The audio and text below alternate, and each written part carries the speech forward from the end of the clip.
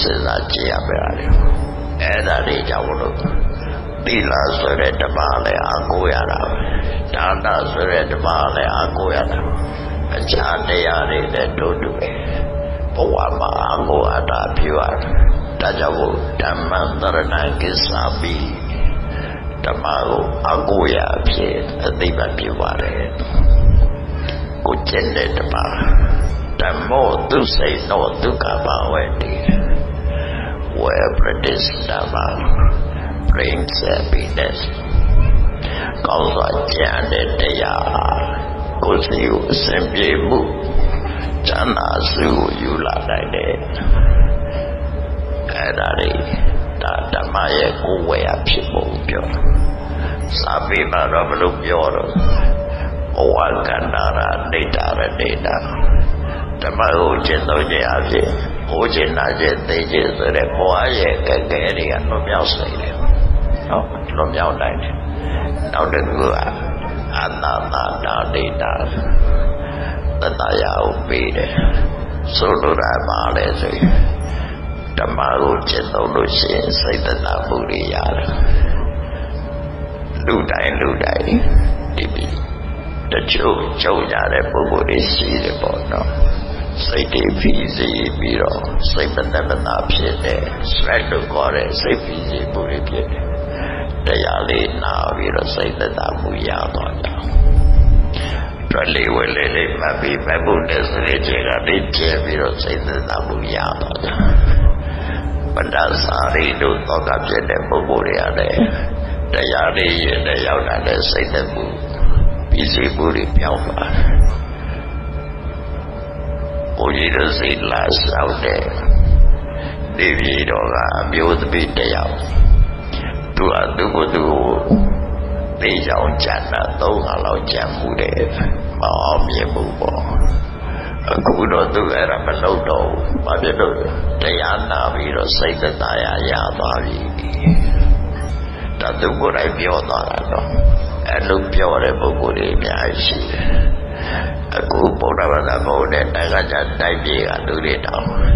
အလုံးမသွားခင်နိုင်ဝဲလောက်တရားတိုင်းကြတယ်ဒီဝဲလေးမှတ်ပြီးတော့တရားတိုင်းလိုက်တော့စိတ်ကြည်နေမှု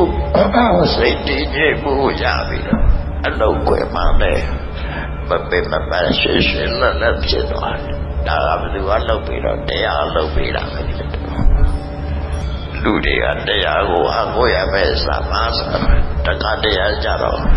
စိတ်ကြီးလို့ရှိရင်အရင်တော့တယ်ပိတ်ရှူတယ်လောက်ကြတယ်အဲ့ဒါကြတော့လမ်းလွဲသွားပြီနော်စိတ်ကြီးစရာရှိလို့ရှိရင်တော်လေးဝဲလေးမှတ်ပြီး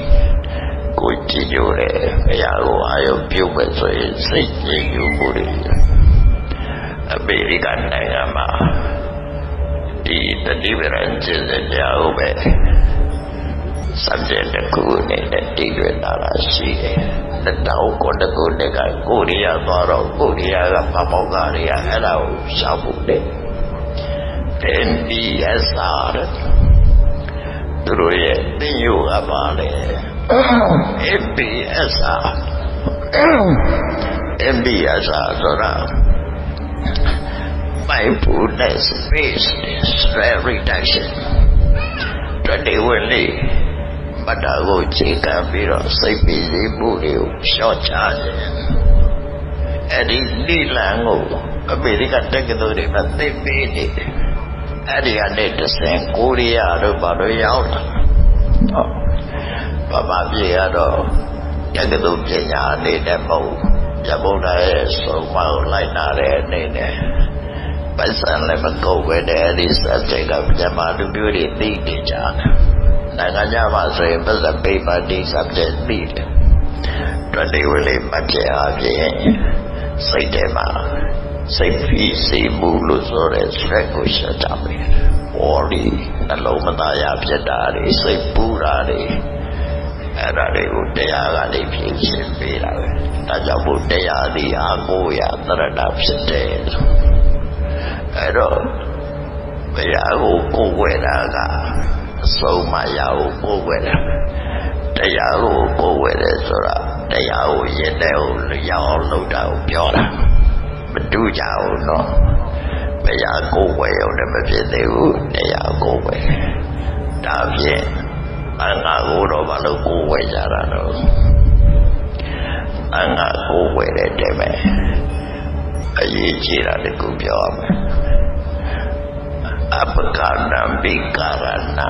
ဝိပုလပလပတိလာဘကရဒေတာတတ္တနာမယဧတတိတံကောအငါရဲ့အာဓာမှုဖြစ်ဖို့ကတော့ပမာရီပြောရရှိတာလို့ညောင်းစေးလေလောက်လူပြီးညောင်းမင်းကြီးလောက်ကြိုးရတယ်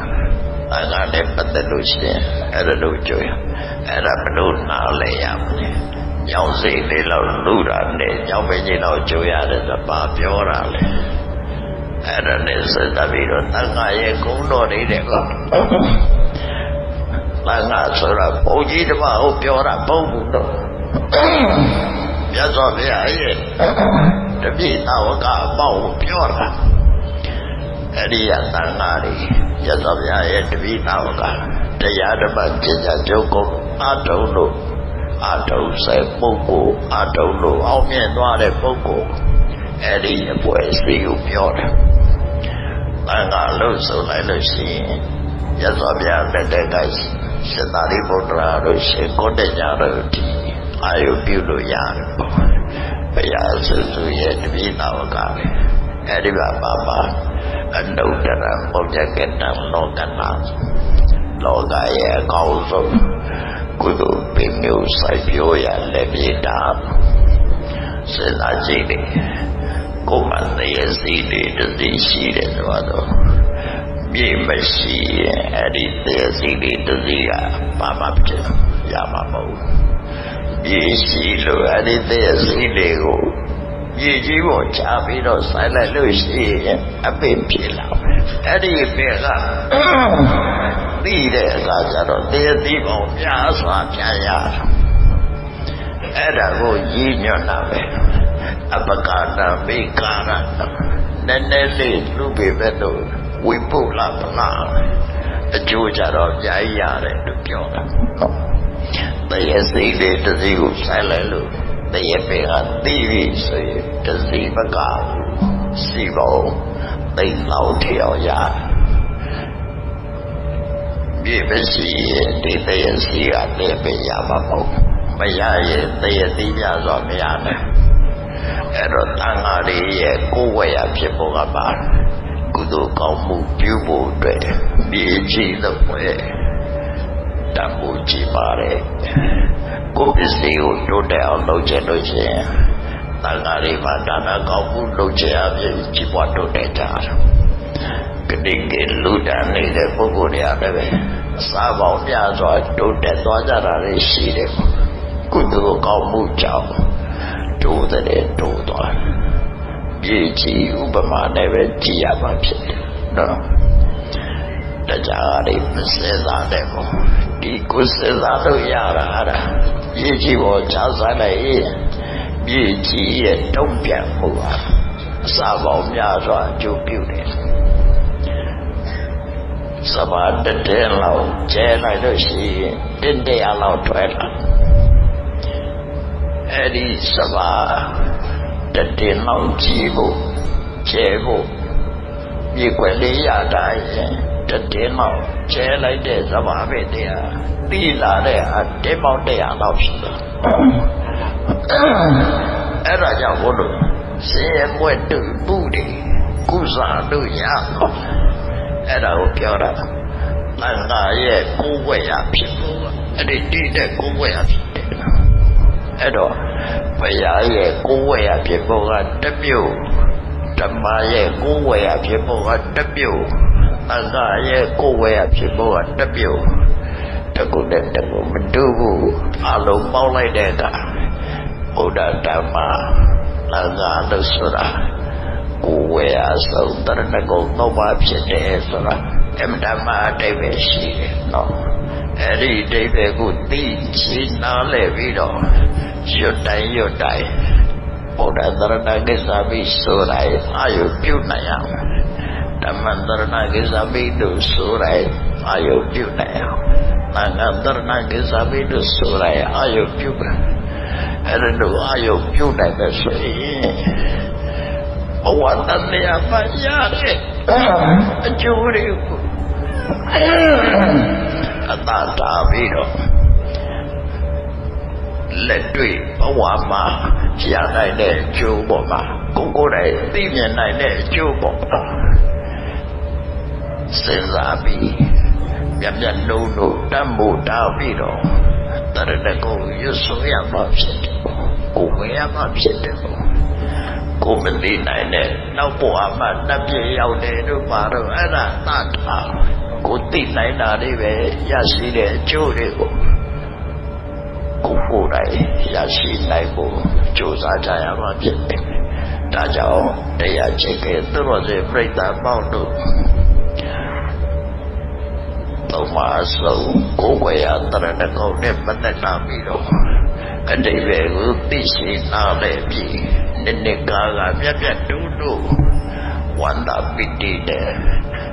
ဘုရားတရားသံဃာယရဏသုံးပါးရဲ့ကိုယ်ဝေယဖြစ်ဖို့သိရှိပြီးရွှေဆိုတာမိမိတို့ဘဝတတ်ဖို့ရှိအောင်ကြိုးစားတော့နိုင်ကြပါစေ